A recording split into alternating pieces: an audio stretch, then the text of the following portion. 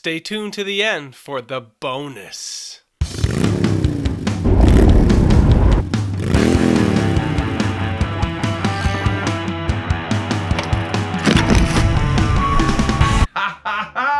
Today we're going to talk about things you need to carry to fix your flat tire when you're riding in places like Bentonville, Arkansas, where flats are inevitable. Here we go. Personally, I carry this hip pack. It's nice, it's worked great.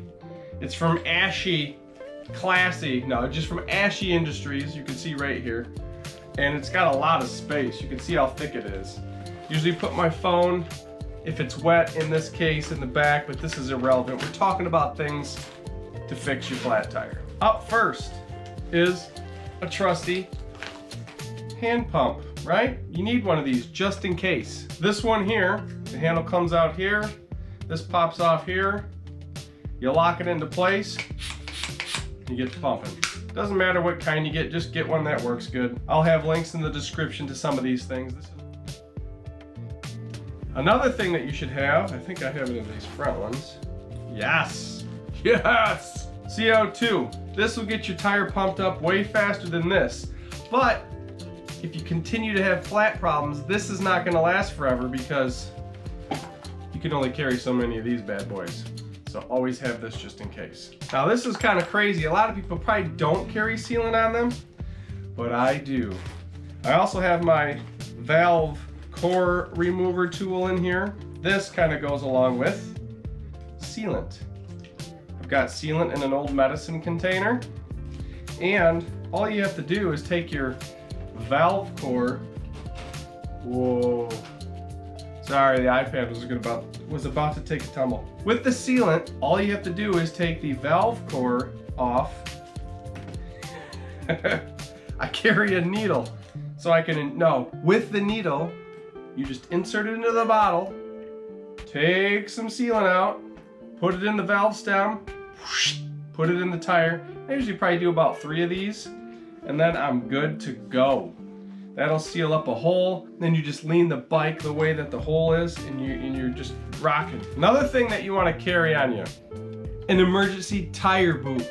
These are great. If you get a big slice in the sidewall, you can throw one of these guys in, and then with that, you want to carry a tube. So you can put your tube in. If you have a big slice and you just throw a tube in, sometimes the tube will just pop out of that hole and you're popped again and you're screwed. Tire boot. Something else you want to have just in case in your pack. I should have it in here. Might take me a minute. It's cash. Okay, it doesn't have to be a 20, but a 20 is good because I can get a tube at a bike shop, or I can give someone a 20 for a tube on the trail. It's well worth it. The other thing you can do with a 20 or a 10 or a 5 or a 1 is you can use it as a boot. Stick it in the tire.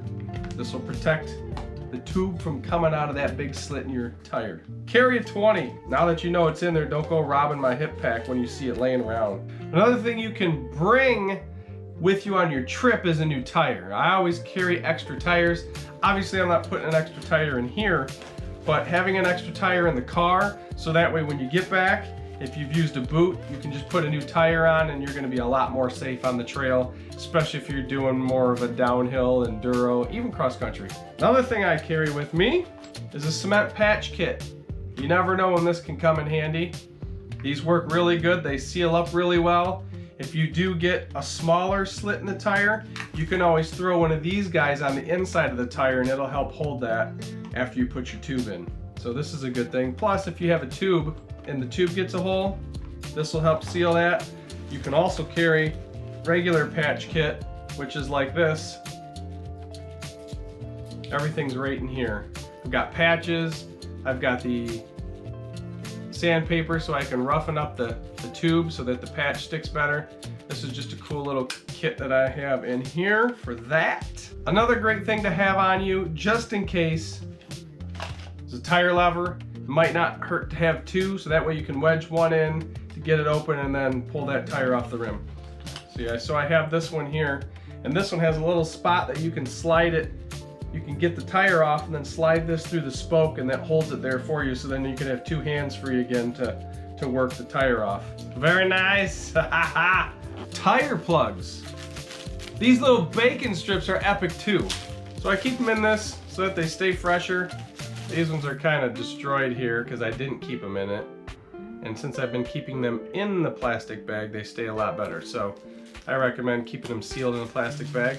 And then also, there's this tool that just ripped my bag. So I'll need a new bag that you use to shove the tire plug in your tire. Carry these bacon strips with your tire plug tool. The last thing I'm going to talk about is the needle and thread, and I'm going to show you how to do that. I also use the cement patch kit during that process, where I thread and close a slit on a tire, and then I cement patch it, and I actually use that tire a lot. I've used it on downhill trails, I've used it on enduro and cross-country trails, all on my cross-country bike, and it's held up and it hasn't exploded on me, and I haven't died because I'm still here. Here we go. You can see the slit right next to the sidewall protection symbol in the Mezcal, and then there's a big gouge in my Racing Ralph. We're going to try to fix both. I used the needles with the cement kit and the Kevlar thread. First, I get the thread through the needle and I tie it off, and then I start doing my weaving process or sewing process.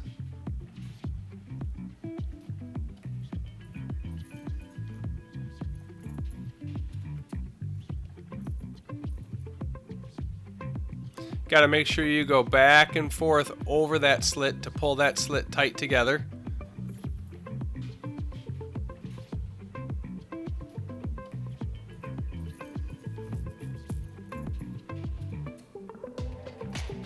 And yes, I did run this tire tubeless, even after fixing it with that big slit.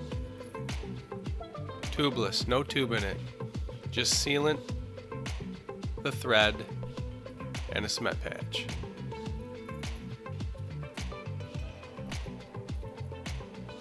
Pulling it nice and tight.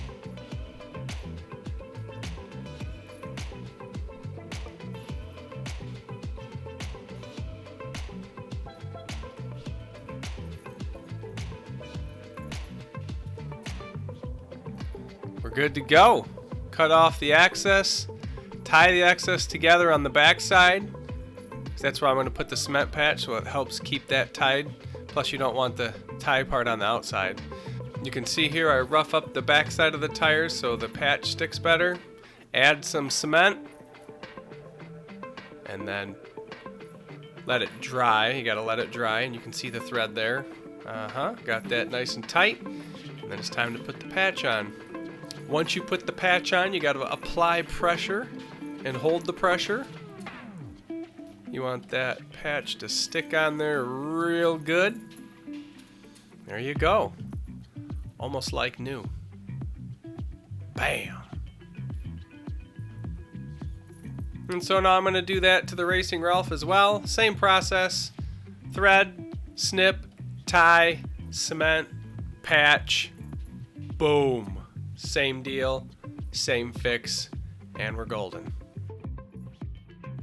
And here's the bonus tip. A bonus! I found this recently. This is like a fix-a-flat in a can, but for a bike. So it works the same way. Check this out. Again, I'll have links to everything in the description.